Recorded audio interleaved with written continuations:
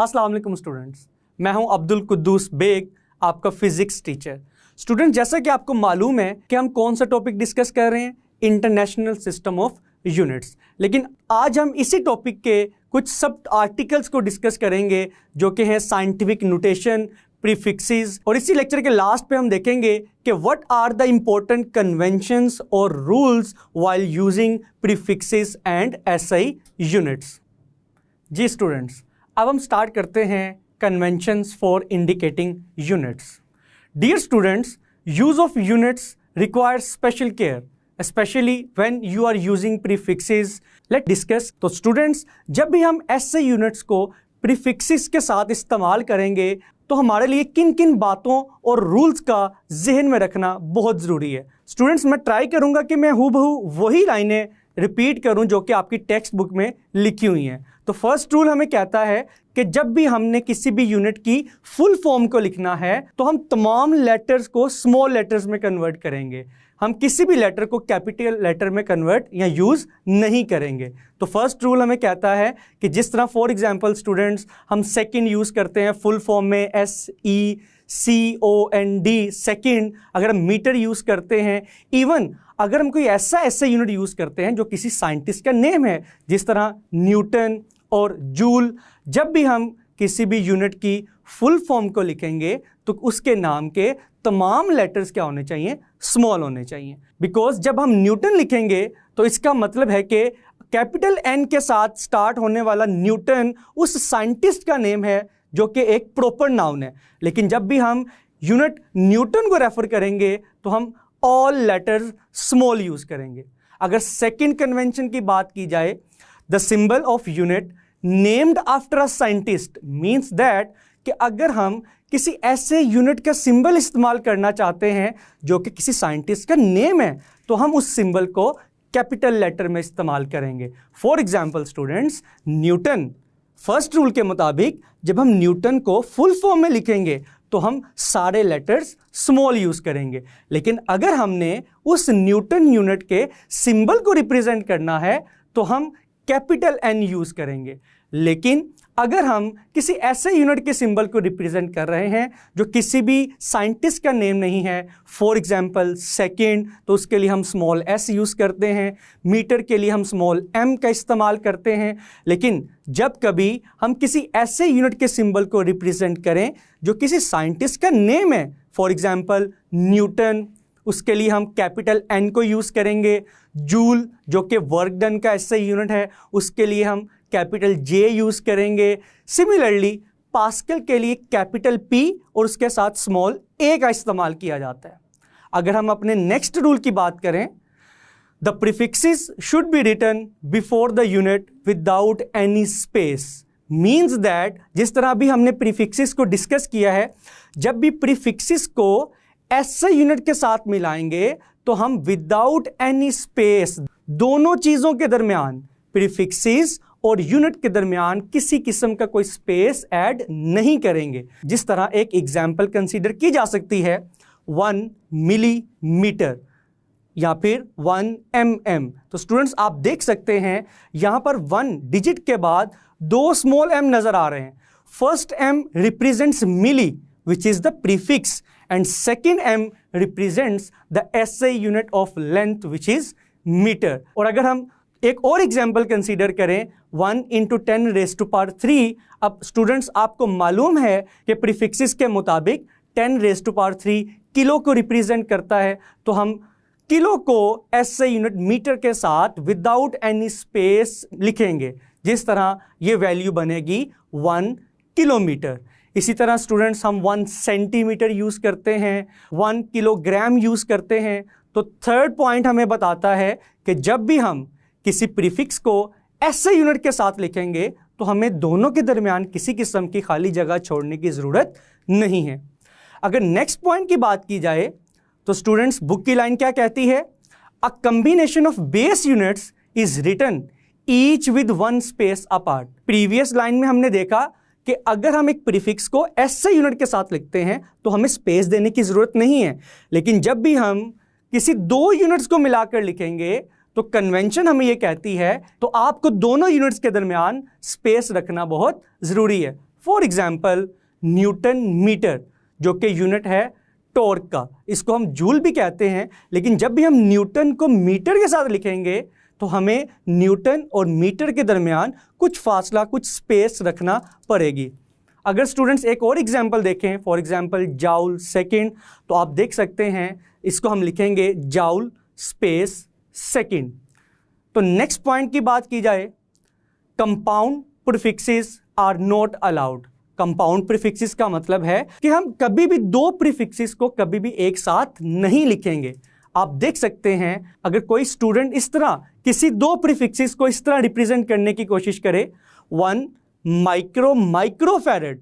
अब स्टूडेंट्स आपको मालूम है कि माइक्रो की वैल्यू क्या होती है, 10⁻⁻6, और अगेन नेक्स्ट माइक्रो की वैल्यू भी क्या होगी, 10⁻⁻6।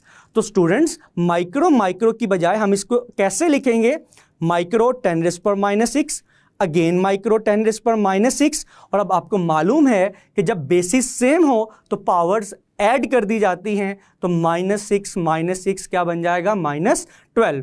तो स्टूडेंट्स इस वैल्यू को अगर हम कंपाउंड प्रीफिक्सेस की फॉर्म में लिखेंगे 1 माइक्रोफैरड, जो कि इनकरेक्ट है। तो इसको हम किस तरह लिखेंगे, माइक्रो को हम लिखेंगे 10⁻12, जो कि कौन सा प्रीफिक्स है, पिको। तो स्टूडेंट्स फाइनल वैल्यू आपकी क्या बनेगी, 1 पिकोफैरड। अगर नेक्स्ट रूल की बात की जाए, अ नंबर सच एज, आप देख सकते हैं कि आपके सामने एक नंबर है 5 × 10⁻4 सेंटीमीटर। तो स्टूडेंट्स अगर यहां पर मैं सेंटी प्रीफिक्स को खत्म करना चाहता हूं, तो आपको मालूम है कि जब भी हम सेंटीमीटर से मीटर में अपनी वैल्यू को कन्वर्ट करते हैं तो हम गिवन वैल्यू को 100 से डिवाइड करते हैं, because there are 100 centimetre in 1 metre. तो स्टूडेंट्स आपकी ये वैल्यू जो कि 5 × 10⁻4 है, क्या बन जाएगी, 5 × 10⁻2 मीटर। तो इस रूल में हमने देखा कि किस तरह हम प्रीफिक्सेस को सॉल्व करते हुए वैल्यूज को स्मॉलर यूनिट से बिगर यूनिट्स में या बिगर यूनिट्स से स्मॉलर यूनिट्स में भी कन्वर्ट कर सकते हैं। अगर हम नेक्स्ट रूल की बात करें, when a multiple of a base unit is raised to a power, then the power applies to the whole multiple and not the base unit only.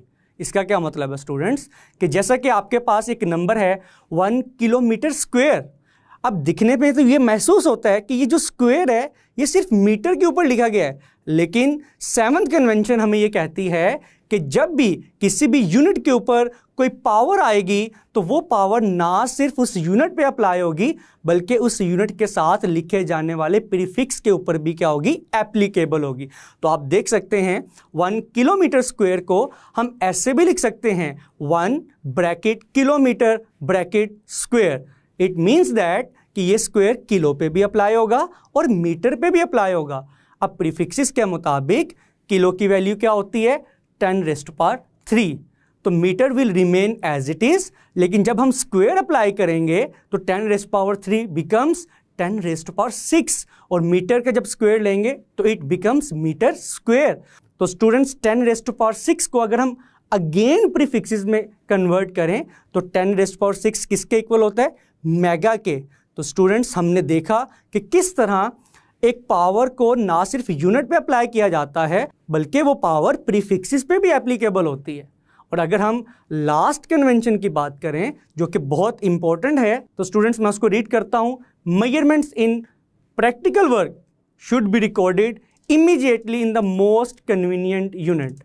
इसका क्या मतलब है स्टूडेंट्स, इस लाइन का मतलब है कि जब भी हम नॉर्मली फिजिक्स के अंदर कोई भी मेजरमेंट कर रहे हैं, तो अगर हम स्मॉल लेंथ मेजर कर रहे हैं, for example micrometre screw gauge, तो आपने जो यूनिट यूज करना है वो उस इंस्ट्रूमेंट के मुताबिक यूज करना है। जैसा कि आपको मालूम है कि माइक्रोमीटर स्क्रू गेज की रीडिंग किस में दी जाती है, मिलीमीटर में। और अगर हम कैलोरीमीटर यूज कर रहे हैं जो कि स्मॉलर मास को मेजर करने के लिए इस्तेमाल किया जाता है, तो आपका यूनिट किस में होना चाहिए, ग्राम्स में होना चाहिए। ऐसा ना हो कि फॉर एग्जांपल आप स्मॉल लेंथ को किलोमीटर में कन्वर्ट कर रहे हैं या फिर स्मॉलर मैसेज को आप केजी में कन्वर्ट कर रहे हैं। तो स्टूडेंट्स लास्ट पॉइंट हमें कहता है कि आप जिस तरह के इंस्ट्रूमेंट यूज कर रहे हैं और उस इंस्ट्रूमेंट के लीस्ट काउंट के मुताबिक, मींस उसकी एबिलिटी कितनी है उस वैल्यू को मेजर करने की, अगर वो स्मॉलर वैल्यूज को मेजर करता है तो आपने उस रिकॉर्डेड रीडिंग को उसी कन्वीनियंट यूनिट में लिखना है।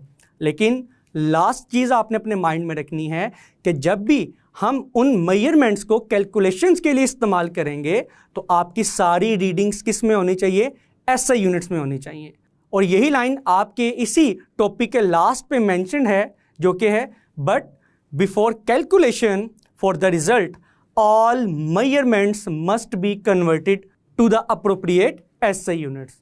तो स्टूडेंट्स, अभी तक हमने डिस्कस किया कि प्रीफिक्सेस और SI यूनिट्स को जब भी हम किसी भी मेजरमेंट में इस्तेमाल करेंगे तो कौन कौन से रूल्स और कन्वेंशंस हैं जिनको जहन में रखना बहुत ज़रूरी है। जी स्टूडेंट्स, स्टार्ट करते हैं साइंटिफिक नोटेशन से और इसको कंप्लीट करने के बाद हम देखेंगे प्रीफिक्सेस को। स्टूडेंट्स, इन दोनों टॉपिक्स को आप प्रीवियस ग्रेड्स में डिस्कस कर चुके हैं, लेकिन इस चैप्टर में इन दोनों टॉपिक्स को रिवाइज करना इंपॉर्टेंट है। तो स्टूडेंट्स, स्टार्ट करते हैं साइंटिफिक नोटेशन की डेफिनेशन से।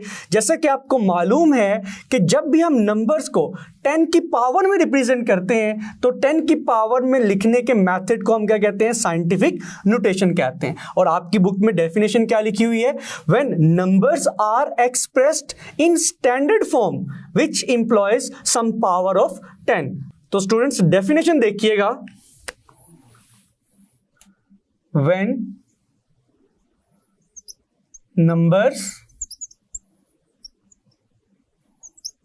are expressed in standard form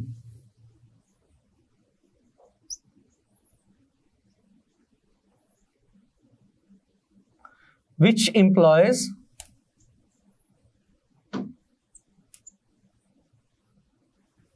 some power of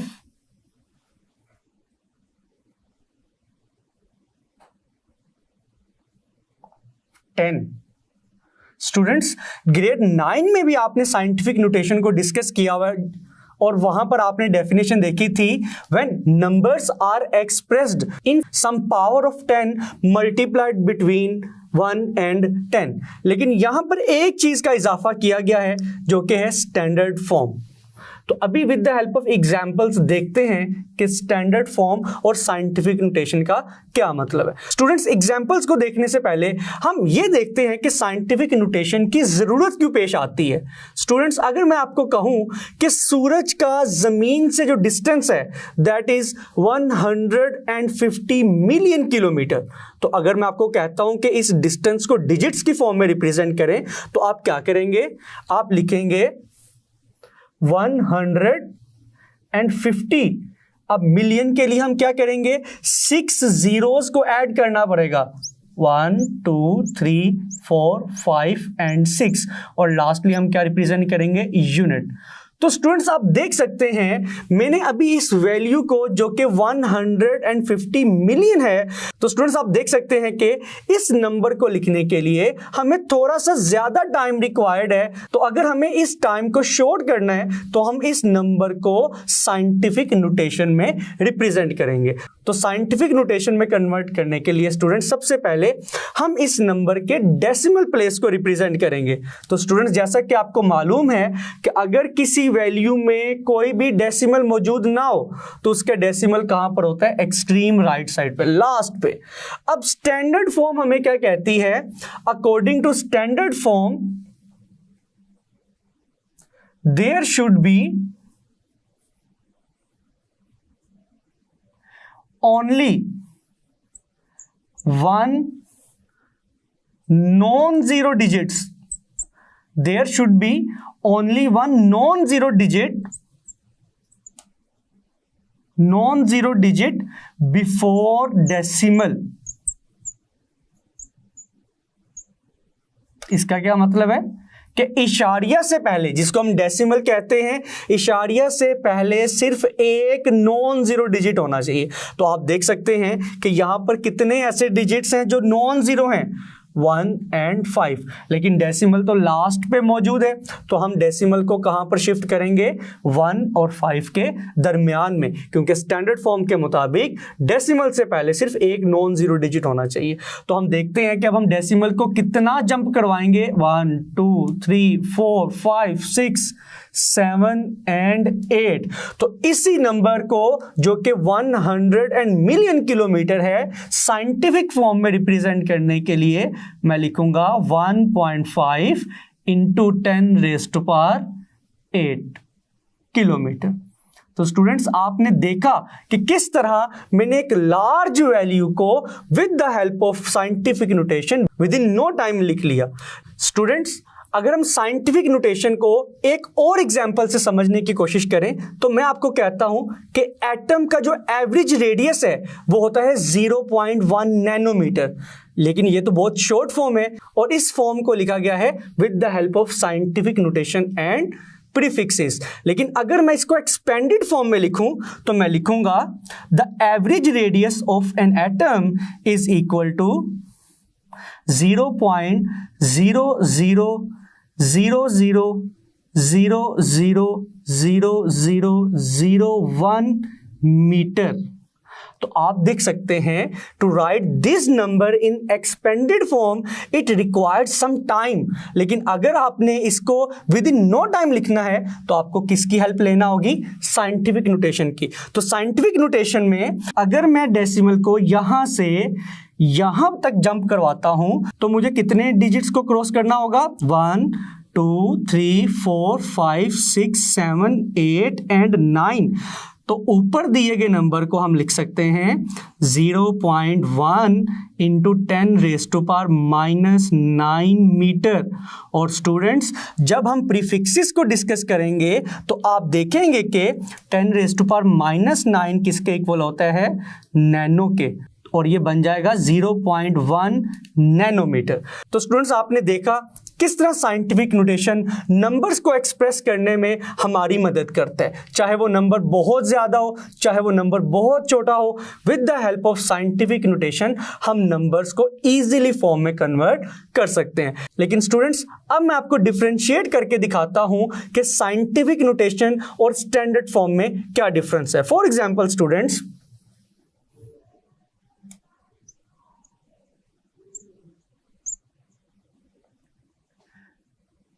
हम एक नंबर कंसीडर करते हैं 678 into 10⁻³ और एक और नंबर कंसीडर करते हैं 0.012 into 10⁻³ तो स्टूडेंट्स, इन एग्जाम्पल्स को एक्सप्लेन करने से पहले एक और बात जो आपने अपने माइंड में रखनी है कि साइंटिफिक नोटेशन में जब भी हम डेसिमल को राइट से लेफ्ट साइड पे मूव करेंगे तो 10 की पावर क्या होगी? पॉजिटिव होगी। लेकिन इसके रिवर्स, अगर हम डेसिमल को लेफ्ट साइड से राइट साइड की तरफ मूव करवाते हैं तो आपके एक्सपोनेंट की पावर क्या होगी? नेगेटिव होगी। तो स्टूडेंट्स, यहां पर आप देख सकते हैं कि एग्जाम्पल 1 में भी एक नंबर को साइंटिफिक फॉर्म में रिप्रेजेंट किया गया है और एग्जाम्पल 2 में भी नंबर को 10 की पावर मीन साइंटिफिक नोटेशन में लिखा गया है। But both of these numbers are not in standard form, because standard form हमें कहती है कि there should be only 1 non zero digit before decimal. तो आप देख सकते हैं इस नंबर में तो डेसिमल आपको दिखाई ही नहीं दे रहा। तो अगर डेसिमल मौजूद ना हो तो एक्सट्रीम राइट साइड पर डेसिमल मौजूद होता है। तो स्टैंडर्ड फॉर्म के मुताबिक आपका डेसिमल 6 और 7 के बिटवीन होना चाहिए। तो डेसिमल को हम कितने डिजिट्स को क्रॉस करवाना पड़ेगा? 1 and 2। तो स्टूडेंट्स, दिया गया नंबर किस फॉर्म में चेंज हो जाएगा? 6.78। आपने डेसिमल्स को कितने डिजिट्स के क्रॉस मूव करवाया है? 2। तो हम लिखेंगे 10⁻²। लेकिन ऑलरेडी 10 की पावर कितनी लिखी गई है? 10⁻3। तो स्टूडेंट्स, फाइनली हमारा रिजल्ट क्या होगा? 6.78। बेसिस सेम हो तो पावर्स ऐड कर दी जाती हैं। अगर हम एक और एग्जाम्पल से इस टॉपिक को कंक्लूड करने की कोशिश करें तो स्टूडेंट्स, आप देख सकते हैं कि यहां पर डेसिमल से पहले तो एक डिजिट मौजूद है, लेकिन अभी भी ये नंबर स्टैंडर्ड फॉर्म में नहीं है, बिकॉज स्टैंडर्ड फॉर्म के मुताबिक डेसिमल से पहले एक नंबर तो होना चाहिए, लेकिन वो नंबर नॉन जीरो होना चाहिए। लेकिन यहां पर नंबर क्या है, जीरो है। इट मींस दैट कि हम डेसिमल को डिजिट्स के अक्रॉस मूव करवा कर कहां तक लेकर आएंगे, 1 और 2 के दरमियान। लेकिन यहां पर हम डेसिमल को लेफ्ट साइड से राइट साइड पे मूव करवा रहे हैं, तो यहां पर मैं लिखूंगा 1.2 इंटू 10⁻⁻²। -2 क्यों लिखा, क्योंकि हमने 2 डिजिट्स के अक्रॉस डेसिमल को मूव करवाया, और ऑलरेडी 10 की पावर कितनी दी गई है, 10⁻³ अगेन स्टूडेंट्स, बेसिस सेम हो तो पावर्स ऐड कर दी जाती हैं, तो हमारा फाइनल रिजल्ट होगा 10⁻⁵। तो स्टूडेंट्स, मैं उम्मीद करता हूं कि यहां तक साइंटिफिक नोटेशन का जो टॉपिक है वो आपके माइंड में अच्छे से क्लियर हो चुका होगा। अब हम स्टार्ट करते हैं प्रीफिक्सेस को। प्रीफिक्सेस का टॉपिक भी आप ग्रेड 9 में डिस्कस कर चुके हैं, तो सबसे पहले हम इसकी डेफिनेशन को डिस्कस करते हैं। स्टूडेंट्स, प्री का मतलब है पहले, फिक्सेस मीन्स, तो इसकी डेफिनेशन का मतलब क्या बनेगा, prefixes are the words or letters which are added before SI units. For example students, हम डेली लाइफ में यूज करते हैं सेंटीमीटर। अब लेंथ का SI यूनिट तो क्या है, मीटर, लेकिन मीटर से पहले हम एक वर्ड ऐड कर रहे हैं centi, which is prefix. Similarly हम एक यूनिट इस्तेमाल करते हैं किलोमीटर। अब लेंथ का अगेन यूनिट क्या है, मीटर, लेकिन किलो वर्ड जो हम मीटर से पहले इस्तेमाल कर रहे हैं वो क्या है, प्रीफिक्सेस। तो इस तरह की और भी एग्जांपल्स हैं। तो प्रीफिक्सेस की एग्जांपल्स को देखने के लिए हम बुक के चैप्टर नंबर 1 में टेबल 1.4 को डिस्कस करते हैं, जिसमें सबसे पहले हम प्रीफिक्सेस को लिखेंगे, देन उसके सिंबल्स को देखेंगे, और लास्टली हम देखेंगे उनके मल्टीप्लायर्स को।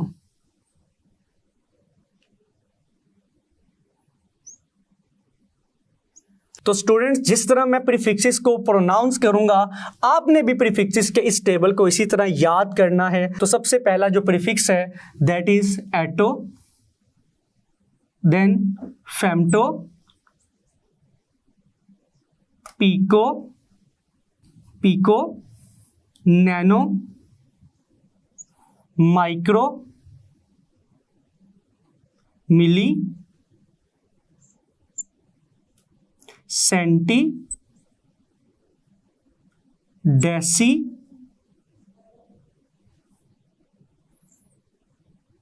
डेका,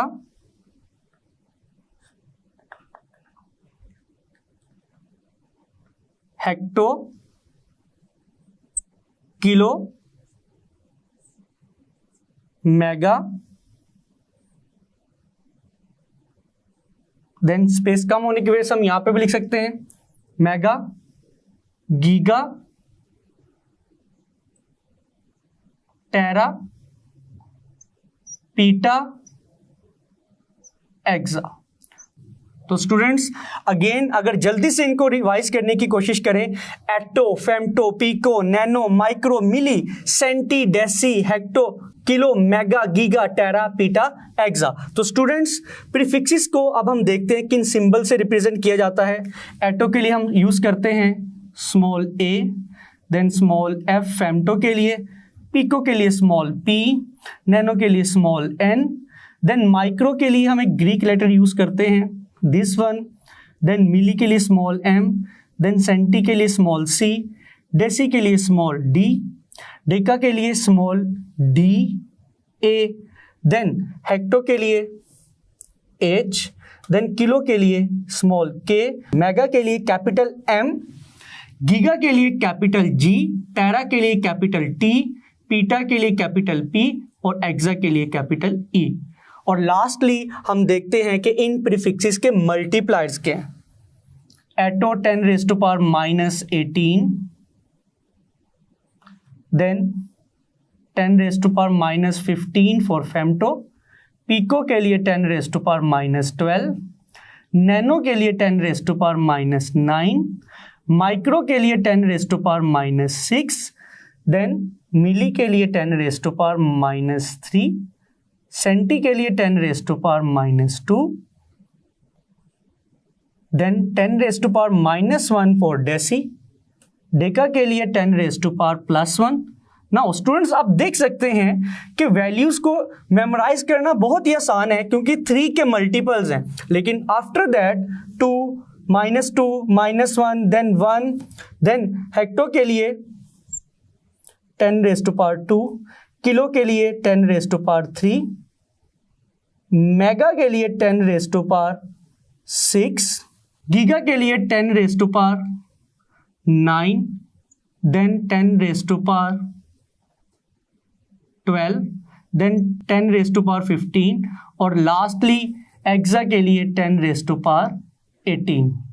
तो स्टूडेंट्स इस टेबल को मेमोराइज करना आपके लिए बहुत ही ज़रूरी है और ये प्रीफिक्सेस आपके फिंगर टिप्स पे होने चाहिए।